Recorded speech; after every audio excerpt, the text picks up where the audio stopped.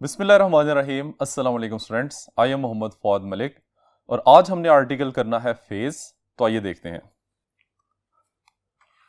Students, phase क्या होता है इसको समझने से पहले हम बात करते हैं कि एक ऑब्जेक्ट अगर ऑसिलेट कर रहा हो तो उसके बारे में हमें कुछ चीजें पता होनी चाहिए। उसमें से नंबर 1 क्या है, हम ये कहते हैं कि एक oscillating object at certain interval of time कहां पे लाई करता है। व्हाट इज इट्स पोजीशन, हमें उसकी पोजीशन का पता होना चाहिए। ठीक है, फिर नंबर 2 हम इसमें जो फोकस करते हैं वो कहता है कि what are values of different parameters जो कि ऑसिलेटिंग बॉडी से रिलेट करते हैं। Like at that time distance की वैल्यू क्या थी, वेलोसिटी की वैल्यू क्या थी, एक्सेलरेशन की वैल्यू क्या थी, total energy, kinetic energy and potential energy, इन सब बातों का भी हमें पता होना चाहिए। तो इसके लंबे चौड़े जवाब को बहुत शॉर्टली देने के लिए जो हम टर्म यूज करते हैं that is known as phase, उसको फेज कहा जाता है। तो स्टूडेंट यहां पे हम अब इसको डिफाइन करते हैं। तो फेज की डेफिनेशन क्या है,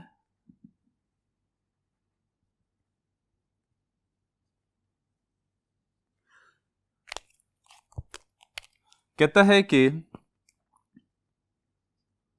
the angle theta is equal to omega t which specify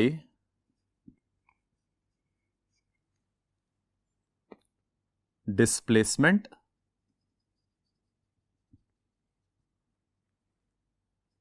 as well as direction of motion of body executing simple harmonic motion। ठीक है, जो डिस्प्लेसमेंट को डिस्क्राइब करे और साथ में डायरेक्शन ऑफ मोशन को डिस्क्राइब करे तो इसको हम क्या नाम देते हैं, फेज का नाम देते हैं। अब इस डेफिनेशन को एक और तरीके से भी लिखा जा सकता है, और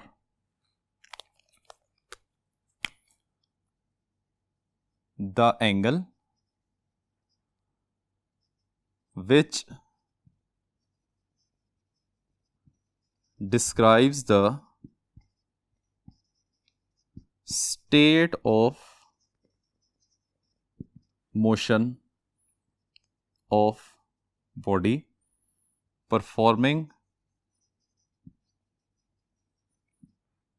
SHM।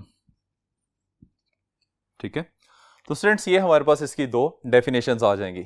अब यहां पे डेफिनेशन में इसने फेज को एंगल डिस्क्राइब किया हुआ है, तो ये एंगल ट्रिग्नोमेट्रिक फंक्शन में यूज होने वाले एंगल से थोड़ा सा डिफरेंट होता है, क्योंकि वो सिंपली वैल्यू आपको बता रहे होते हैं। एंगल की वैल्यू 0 है, 15 degree, 30 so on so.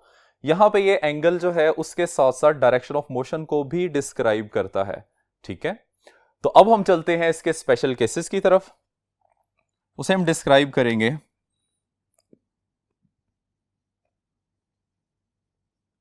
Displacement in terms of phase।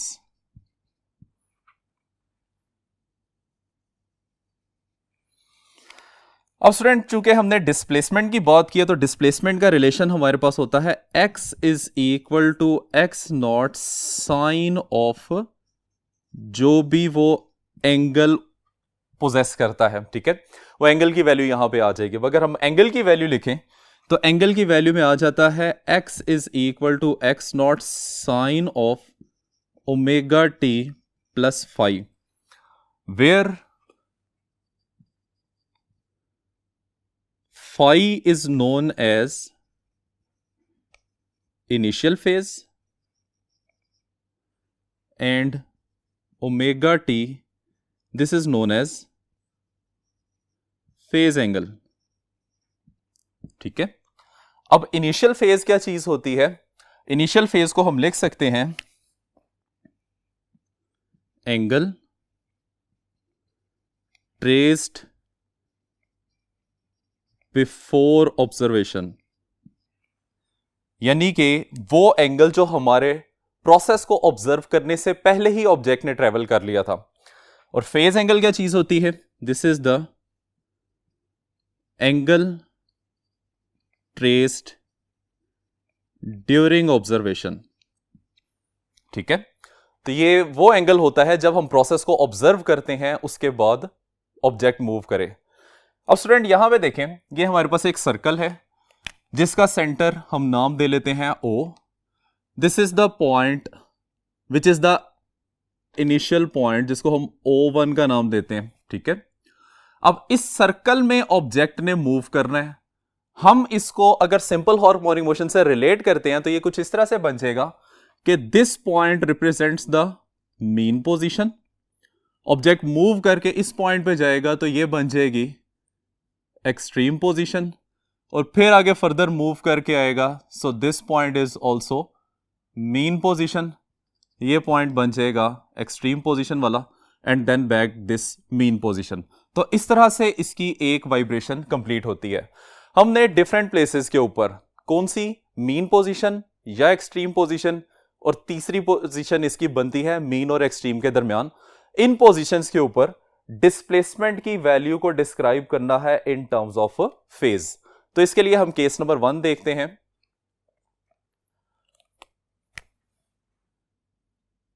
Case 1, students case 1 के लिए इसी तरीके से हमारे पास एक सर्कल है, सेंटर O, इनिशियल पोजीशन को हम नाम दे देते हैं O1 का। ठीक है, this O and O1 line is known as reference line.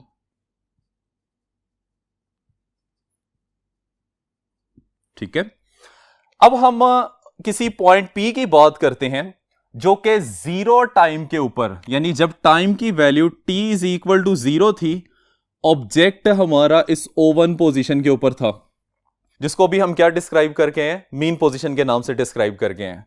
अब इस सिचुएशन में ऑब्जेक्ट का रेफरेंस लाइन के साथ एंगल क्या होगा? ये हमारे पास आ गई रेफरेंस लाइन, और ऑब्जेक्ट भी इसी पोजीशन के ऊपर ही है। तो इनिशियल फेज ऑब्जेक्ट ने जो ट्रेस किया होता है वो इस सिचुएशन में क्या है? 0। और फेज एंगल जो ऑब्जेक्ट ने ट्रेस किया है that is also equal to 0।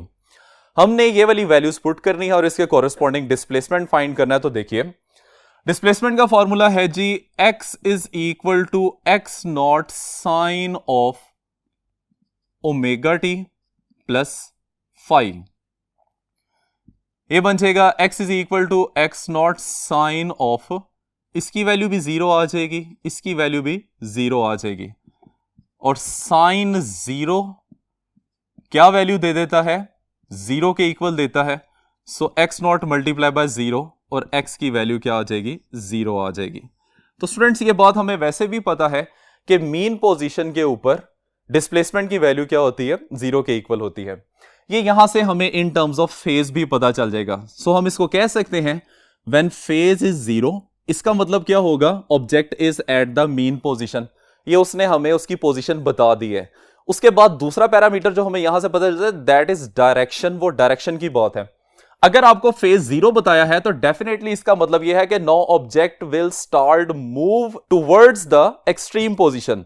Object अब एक्सट्रीम पोजीशन की तरफ मूव करने शुरू करेगा। ठीक है, ऑब्जेक्ट अब एक्सट्रीम पोजीशन की तरफ मूव करना शुरू करेगा। तो यह फायदा हो जाता है कि हम डिस्प्लेसमेंट को फेज की फॉर्म में डिस्क्राइब करते हैं। अब आइए हम केस नंबर 2 की बात करते हैं। तो केस नंबर 2 है,